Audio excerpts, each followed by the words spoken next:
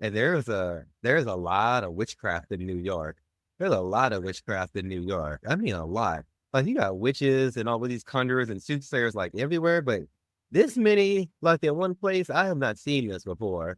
And it's like, like, in that dream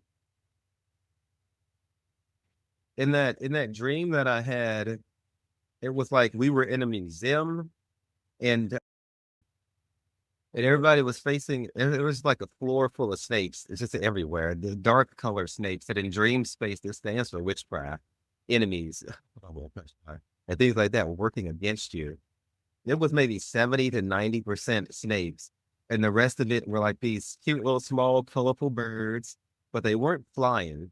None of them flew. They were all walking instead of flying. Very, very interesting. All headed in the same direction.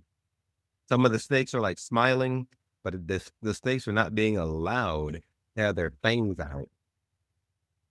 And see, not one snake's tooth, and some were smiling. What this represents is this like witch hold that Lucifer has placed over New York. And you got witchcraft problems everywhere, but it is particularly strong in New York City for all kinds of reasons.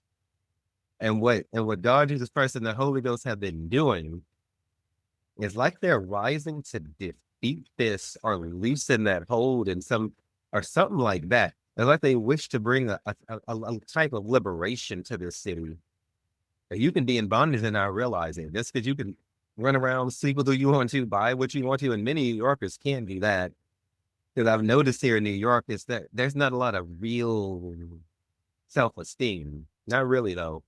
You got low confidence and people who don't really believe in themselves or love themselves, who think being a New Yorker gets them that. It does not, or they know it doesn't. But I see people who really are fallen and caved in on the inside, who know how to wrap themselves like confidence in New York. So they'll go out and dress confident, talk confident, go to the clubs where all the confident looking people go, say the things, do the thing. Oh, but when I examine them internally, it don't match up to how they look. And that's because Lucifer has placed this city under like that type of, people are like that everywhere, but it's worse when you're in a city like New York where there's so much freedom and liberation available to you spiritually if you wanted to have it. That's the problem. Like, the power of God is so strong here. When I moved here, October before last, got out of the homeless shelters in April, and between April and like the end of last year, God completely healed my inner child.